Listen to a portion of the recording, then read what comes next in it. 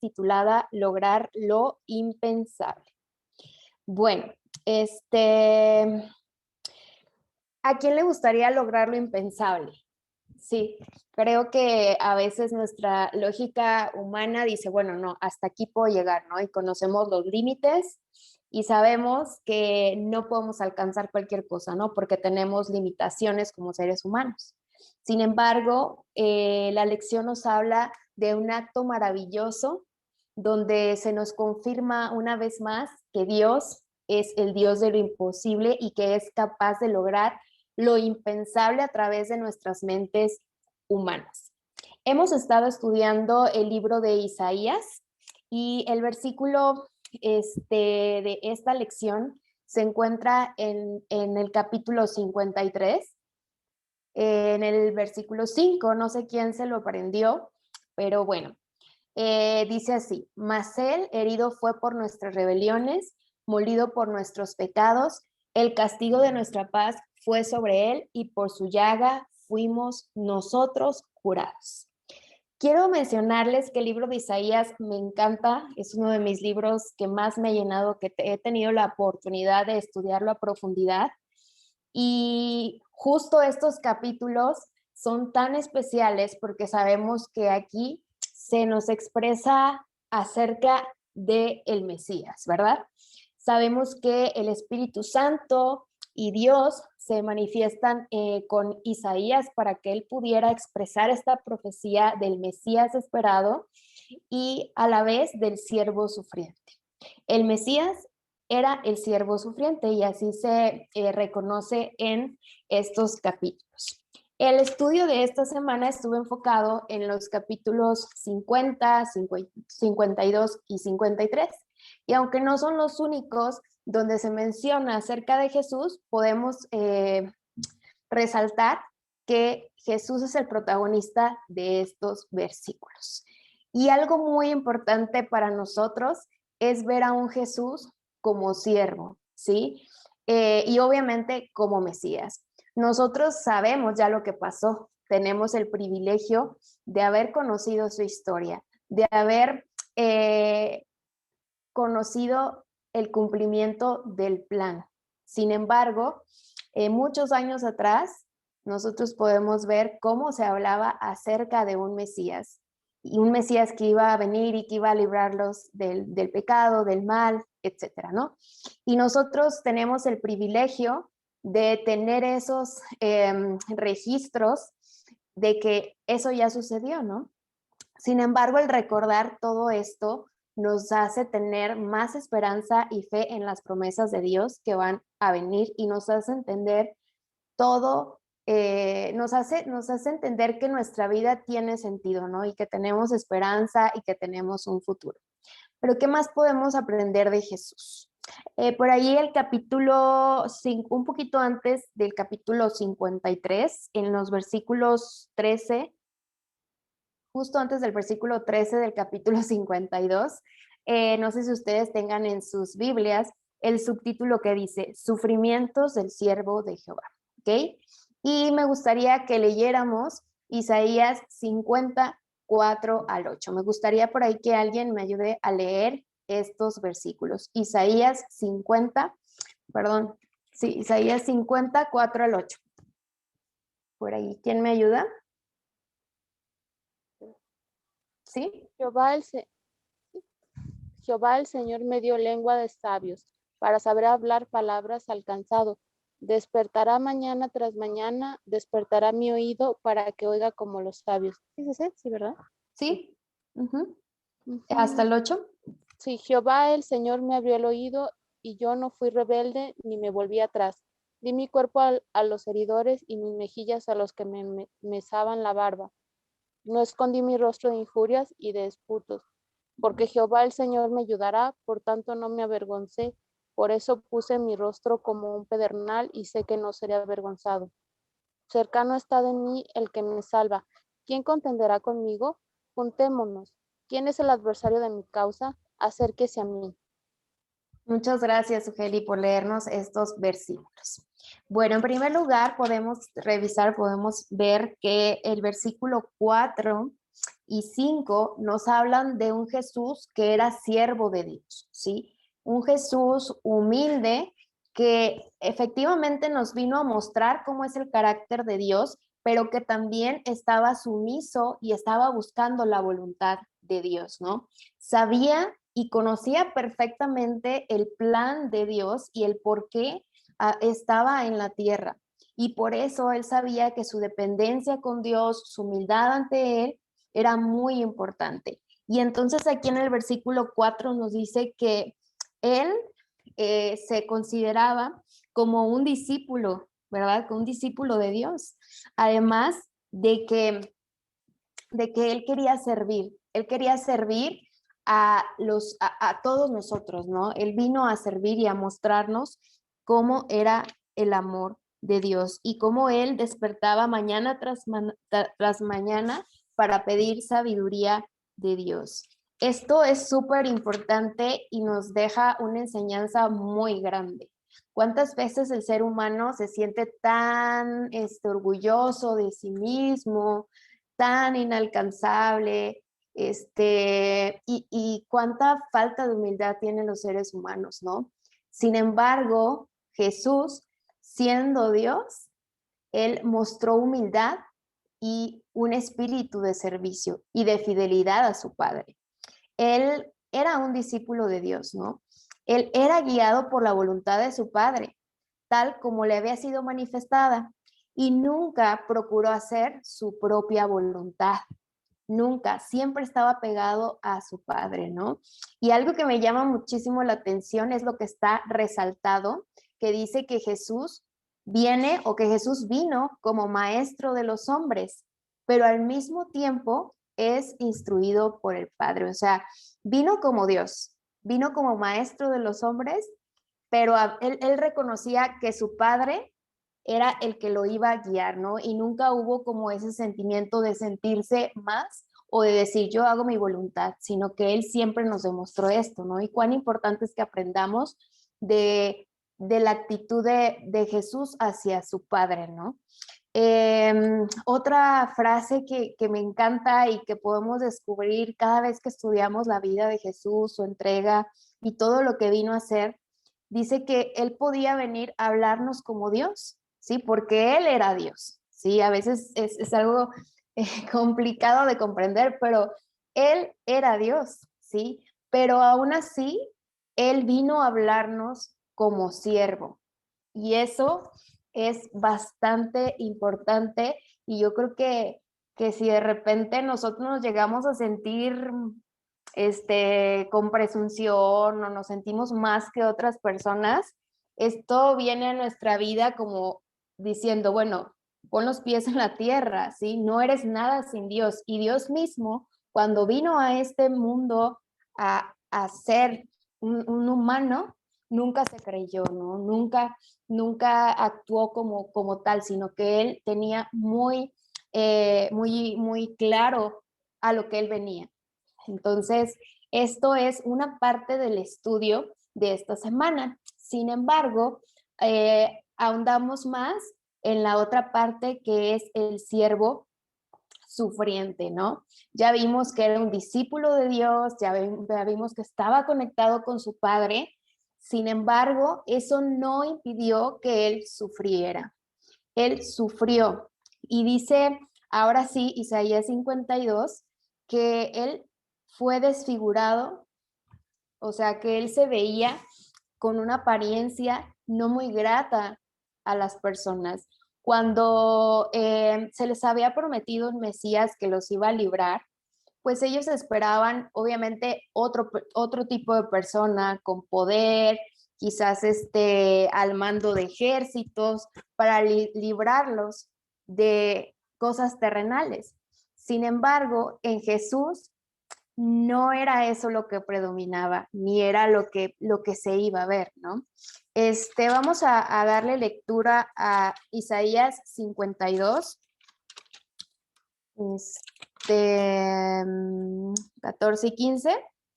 ¿Alguien me ayuda, por favor, a leerlo? Aquí está resumido, pero vamos a leerlo bien en la Biblia. Isaías 52, 14 al 15.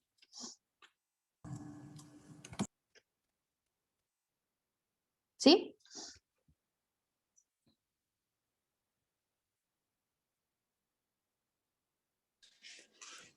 Dice, Ujú. 14 al 15. Ajá. Como se asombraron de ti muchos, de tal manera fue desfigurado de los hombres su parecer y su hermosura más que de los hijos de los hombres. Así asombrará él a muchas naciones, los reyes cerrarán ante él la boca, porque verán lo que nunca les fue contado y entenderán lo que jamás habían oído. Gracias, Jenny. ¿Qué tal? ¿Qué pasó? Esto fue profetizado y sucedió tal cual. Jesús vino y todos los que estaban esperando al Mesías pues no se dieron cuenta, ¿no? Como dice aquí abajito, no vieron en él hermosura y obviamente no vieron gloria externa que lo llevara a desearlo. Pero también no solamente este versículo nos hace énfasis en los atributos externos que pudiera tener Jesús, ¿no? Que la gente esperaba de un Mesías, sino que también hace mención de una apariencia no muy bien aceptada, ¿no? Porque él fue desfigurado, es decir, que pasó por situaciones de tal angustia que una parte de este versículo se basa en la lucha que tuvo Jesús en el desierto cuando fue tentado por Satanás, donde sufrió, era un ser humano, obviamente, se imaginan tantos días en el desierto, el sol, quizás sin sombra. Entonces, físicamente sí sufrió, perdón, cambios que lo desfiguraron, ¿sí? O que no se veía el bien en apariencia. Y también hubo otra ocasión donde él sufrió bastante y donde su apariencia también no era nada deseable, ¿no? Entonces, quiero contarles un poco más acerca de este segundo caso, que fue justo cuando él sabía que el tiempo había llegado y que tenía que ser consumado el plan que él había venido a cumplir. Pero como ser humano, pues imagínense, se llenó también de angustia. Y a pesar de que él tenía comunión con el Padre, el enemigo de Dios, o sea, Satanás y sus ángeles, estaban ahí metiéndole ideas y la situación se puso muy tensa. Quiero leerles lo que sucedió cuando, cuando, cuando Jesús estaba tan angustiado. Esto viene registrado en el libro El deseado de todas las gentes, en la página 640 y 641. Dice que se había acercado la consumación de su obra como vencedor, ya había llegado la hora, y cómo describe aquí Elena este tiempo, ¿no? Como la hora de la potestad de las tinieblas, ¿sí? Dice que el Hijo de Dios, nosotros sabemos que Jesús fue a orar, ¿verdad? Que tenía mucha angustia y que oró y que incluso llevó a sus discípulos y les dijo que que oraran con él, pero los discípulos se quedaron dormidos, ¿verdad? Pues fue ahí donde Jesús oraba a su Padre y de repente se sentía tranquilo, pero quiero leerles lo que sucede, ¿no? El Hijo de Dios volvió a quedar presa de agonía sobrehumana. ¿Se imaginan lo que sintió? Y tambaleándose volvió agotado al lugar de su primera lucha. Su sufrimiento era aún mayor que antes. Al apoderarse de él, la agonía del alma fue su sudor como grandes gotas de sangre que caían hasta la tierra. Sí, hermanos, Jesús sudó sangre, sangre de angustia, sangre de agonía. No soy médico, no entiendo lo que pasa fisiológicamente para sudar sangre, pero debió de ser algo extremo que sufrió nuestro Señor. Y quiero leerles más acerca de estos momentos que desfiguraron a Jesús, ¿sí? Dice, continúa leyendo, perdón, en el libro Deseado de todas las gentes, 640. Dice que poco tiempo antes, Jesús había estado de pie como un cedro poderoso, porque tenía el poder de Dios a su favor, presintiendo la tormenta de oposición que agotaba su furia contra él. Voluntades tercas y corazones llenos de malicia y sutileza habían procurado en vano confundirle y abrumarle. Se había erguido con divina majestad como el Hijo de Dios. Pero ahora, en esos momentos angustiosos, hermanos, era como un junco azotado y doblegado por la tempestad airada. Se había acercado a la consumación de su obra como vencedor, habiendo ganado a cada paso la victoria sobre las potestades de las tinieblas. Como ya glorificado, había aseverado su unidad con Dios.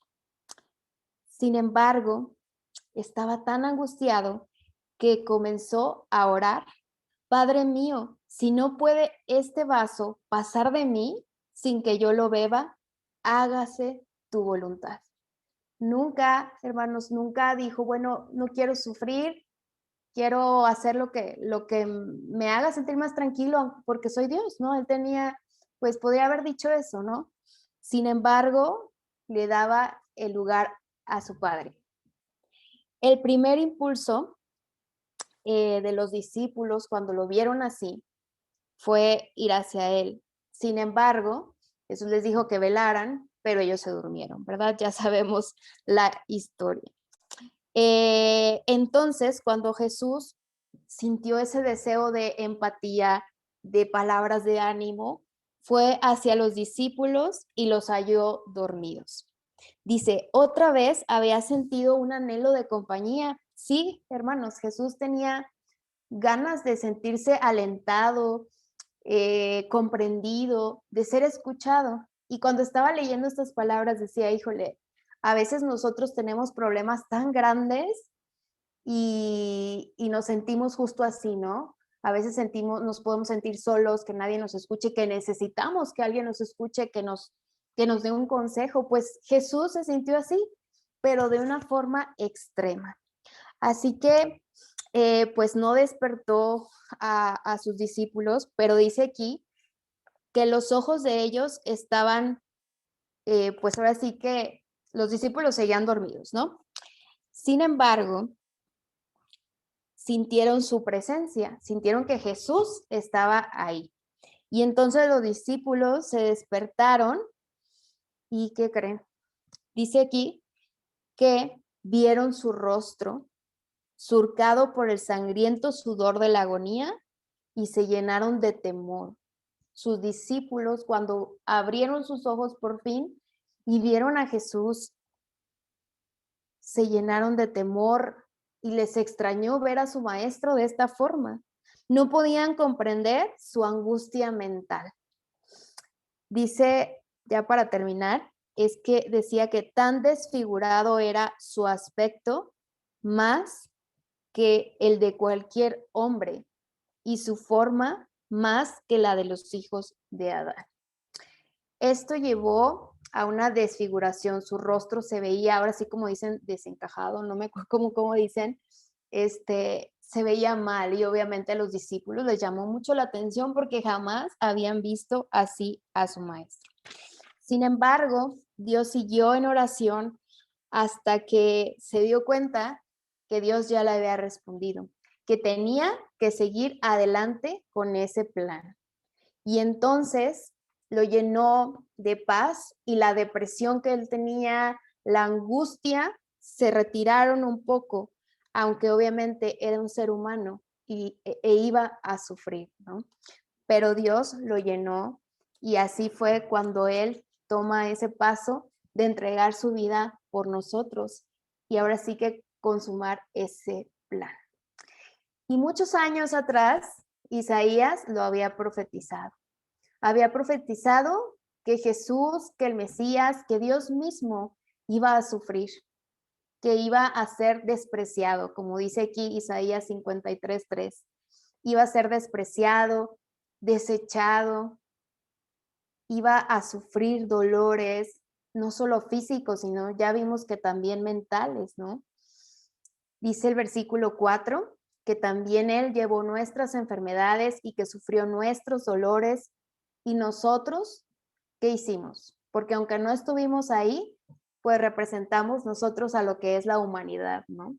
¿Y qué hizo la humanidad? Pues le dio la espalda y no valoró lo que estaba pasando en ese momento. Dice el versículo 5, mas Él herido fue por nuestras rebeliones, molido por nuestros pecados. El castigo de nuestra paz fue sobre Él, y por su llaga fuimos curados. Cada vez que leo estas palabras, de verdad que no alcanzo a comprender cuán grande es el amor de Dios por nosotros. Cuán grande es el amor de Dios que entregó a su único hijo para sufrir de esta forma, sabiendo que iba a sufrir, sabiendo que iba a ser despreciado, sabiendo todo esto. ¿Pero por qué lo hizo? Pues nosotros sabemos que fue por amor, ¿verdad? Siempre se ha hablado acerca de la necesidad de un Mesías y esos corderos que eran sacrificados para poder obtener el perdón, pues obviamente fueron sustituidos por Jesús. Como cordero fue llevado al matadero. Los hijos de Israel, aunque sabían que iba a venir un Mesías, aunque ya Dios les había dado tantas señales de lo que iba a pasar, no habían comprendido la lección y muchos de ellos consideraban los sacrificios de una manera muy semejante a la forma en que miraban los sacrificios de los paganos, como algo divino. Sin embargo, Jesús quería demostrarles, su Dios quería demostrarles que Jesús sería el don que los iba a reconciliar con Él. Así que Jesús sería ese cordero que al morir podría abrir nuevamente podría ser un puente entre Dios y su pueblo, cosa que no entendían, hasta que algunos de ellos, ya después de que pasó esto, lograron entenderlo. Muchos no lo vieron. Jesús ciertamente cargó con el pecado de todos nosotros. Y esto se plasma en Isaías 53:6, uno de los versículos más conocidos de este capítulo. Dice que todos nosotros nos descarriamos como ovejas, ¿verdad? Cada cual se apartó por su camino, pero Jehová cargó en él el pecado de todos nosotros. Con este acto de sacrificio, Jesús acepta todos esos pecados, carga con ellos, con ese dolor, con el sufrimiento, con todo el peso del pecado de toda la humanidad, tanto de los que estaban viviendo en el presente como los del futuro, como nosotros mismos. Ese acto de amor, de sacrificio, nosotros también tuvimos algo que ver ahí, ¿no? Porque representamos esa humanidad. Y esto produjo el sufrimiento tanto físico como mental de Jesús. No sé, ya les leí acerca de lo que pasó en el Getsemaní, pero si se ponen a pensar, cuando nosotros nos angustiamos o tenemos algún tipo de enfermedad mental, no sé, ansiedad, depresión, y a veces son cosas, pues que no es que no sean importantes, ¿no? Sin embargo, comparar eso con tener toda la responsabilidad de la humanidad sobre él, ¿cómo se sentía? ¿Y si fallaba? ¿Y si no lo lograba? ¿Se imaginan ese cansancio, esa angustia, esa agonía mental de Jesús? Y además todo el sufrimiento físico que tuvo que pagar para cumplir el plan que Dios tenía. Hermanos, el cielo no puede otorgar nada mayor, nada mejor que Jesús. Jesús pensaba en todas las almas de la tierra.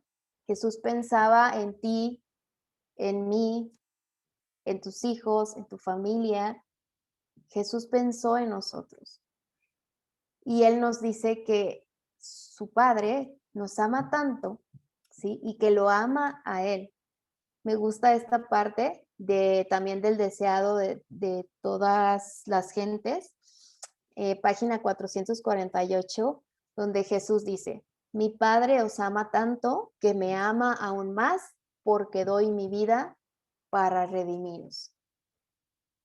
Al hacerme vuestro sustituto y fiador mediante la entrega de mi vida, tomando vuestras obligaciones, vuestras transgresiones, se encarece el amor de mi Padre hacia mí. Qué bonito, ¿verdad? Dice que como miembro de la familia humana, Jesús era mortal, ¿sí? Pero como Dios, era la fuente de la vida para el mundo. ¿Hubiera podido resistir el avance de la muerte y rehusar ponerse bajo su dominio? Sí, lo hubiera decidido, ¿verdad? Pero voluntariamente puso su vida para sacar a luz la vida y la inmortalidad.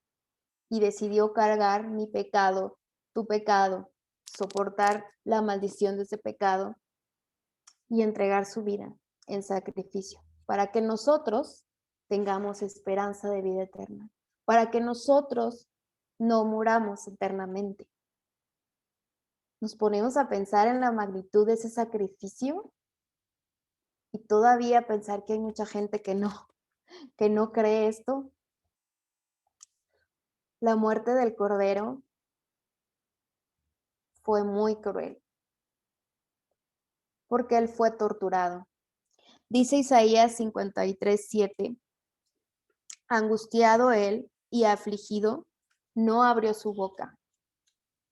Como cordero fue llevado al matadero y como oveja delante de sus trasquiladores enmudeció y no abrió su boca. Es muy triste ver estas escenas, pensarlas. La verdad que decimos, bueno, ¿cómo es posible que Dios mismo haya pasado por esto? ¿Sí? Él murió de una manera cruel y sí es cierto, Dios no es un Dios torturador. Dios sí tenía este plan de que Jesús muriera porque esa es la paga del pecado, muerte, pero no de esta forma, no así, no con esta crueldad con la que fue tratado. Y saben que esa crueldad viene del ser humano. ¿Y de dónde viene también? Pues de Satanás. Ahí, mientras golpeaban a nuestro maestro, mientras le escupían, se burlaban, ahí estaba el enemigo de Dios y sus ángeles, haciendo que esta muerte de Jesús, este sacrificio fuera tan cruel.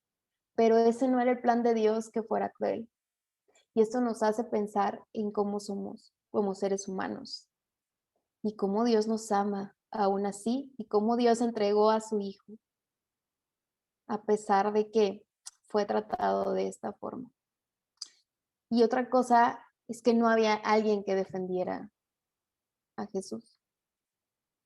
Isaías 53:8 dice que por cárcel y por juicio fue quitado. ¿Y su generación quién la contará? Esta pregunta hace referencia a su causa, o sea, lo que está haciendo, a quién le preocupaba. Sus discípulos ni siquiera entendían. Todo el tiempo estuvo hablándoles y no entendían, y no los juzgo. Nosotros entendemos porque sabemos lo que pasó, pero ellos no llegaban a comprender lo que Jesús haría por sus vidas, y mucho menos estaban esperando esto o sabían esto para poder defenderlo. ¿Quién lo iba a defender? Nadie lo defendió. Fue arrebatado por un juicio inicuo sin que nadie defendiera su causa. Por eso también la agonía. Pero sabemos que esto pasó porque se tenía que cumplir el plan de Dios, la voluntad de Dios. ¿Y qué significa toda esta agonía? ¿Qué significa el sufrimiento de Jesús? ¿Qué significa su sacrificio? Significa que Jesús logró lo inalcanzable. Y como dice la lección ahí, pues ¿quiénes éramos los inalcanzables? Pues nosotros. La humanidad era inalcanzable, había pecado, ¿sí? El pago del pecado pues era la muerte eterna y también estábamos separados de Dios por el pecado. Sin embargo, Jesús, al hacer su entrega, este sacrificio y su amor, rodeó al hombre y alcanzó el cielo más elevado. Nuestro Redentor, o sea, Jesús, nos abre el camino. Jesús nos abrió el camino de manera que el más pecaminoso, el más menesteroso, el más oprimido, el más despreciado, puede hallar acceso a Dios, ¿sí? Jesús es el puente. Jesús nos reconcilió con Dios y nos da esperanza. Y lo mejor aquí es que eso significa que todos podemos tener un lugar, un hogar en las mansiones que Jesús nos ha ido a preparar. Amén. Esa es la parte bonita de la historia, que todo esto valió la pena, que Jesús eligió sufrir. Pudo haberse dicho, no, yo no quiero cumplir con esto, hay tantos mundos, hay otros seres que no pecaron, ¿por qué me voy a preocupar por la tierra? ¿Por qué? Sin embargo, nos ama tanto que lo hizo y nos alcanzó. ¿Sabía Jesús que requería morir? Sí. Y nosotros quizás jamás podamos entender este amor, porque como seres humanos vemos un amor limitado, un amor que a veces es por conveniencia, o a veces el ser humano es orgulloso y nos cuesta entender ese tipo de amor porque muchas veces en nuestras relaciones, en nuestras familias, en lo que hemos tenido de vida, no vemos quizás un amor así y por eso no lo comprendemos. Pero es un hecho que ese amor de Jesús, ese amor de Dios hacia nosotros es algo muy especial, es algo sobrehumano, obviamente es algo sobrenatural, que quizás en algún momento vayamos a entender, pero creo yo que necesitaremos toda la eternidad para entender un amor así como el de Dios por nosotros, que dio a su Hijo para morir por cada uno.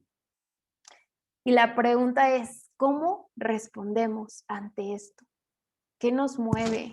¿Realmente nos mueve algo? ¿Será que hemos vivido pues nuestra vida así de manera cotidiana y sí existe Dios y nada más oramos cuando vamos a comer y damos todo por hecho? Nuestra espiritualidad la damos por hecho, que somos salvos también, pero no nos esforzamos. ¿Cómo respondemos ante este gran sacrificio? ¿Cómo respondemos a leer Isaías 53? ¿Cómo respondemos y qué vamos a hacer, no? La lección nos cita algunos versículos que nos hablan de cuando somos perdonados. Debemos de comprender que Jesús pagó por nuestros pecados y que con el hecho de creer en esto, pues somos perdonados, somos salvos. ¿Y eso qué va a pasar? O sea, ¿qué va a mover en nosotros? ¿Será que ha estado teniendo un significado en nuestra vida? ¿Será que vivimos con gozo, con felicidad, con paz? ¿Será que nos hemos hecho a un lado de influencias negativas o nos hemos vuelto apáticos? ¿Cómo podemos responder ante este gran amor? ¿Qué le podemos entregar a Dios? ¿Cómo podemos adorarle? Creo que todas esas preguntas surgen en nuestra mente en estos momentos y no espero respuestas de ustedes, no espero respuestas porque esto es personal, ¿no? Yo los invito a reflexionar en todo lo que hemos estudiado, reflexionar en el amor de Dios, en su entrega, en los sacrificios, en el sufrimiento de Jesús y ponernos a cuenta con Él y orar con Él y pedirle que nos ayude a responder de manera genuina, de manera sincera. Que su Espíritu Santo toque nuestros corazones para que puedan cambiar nuestra vida, quizás si vamos por un rumbo equivocado, si lo que estamos viviendo quizás no va conforme a lo que Dios hace por nosotros. Les invito a meditar en la letra de este canto y posteriormente vamos a terminar con una oración.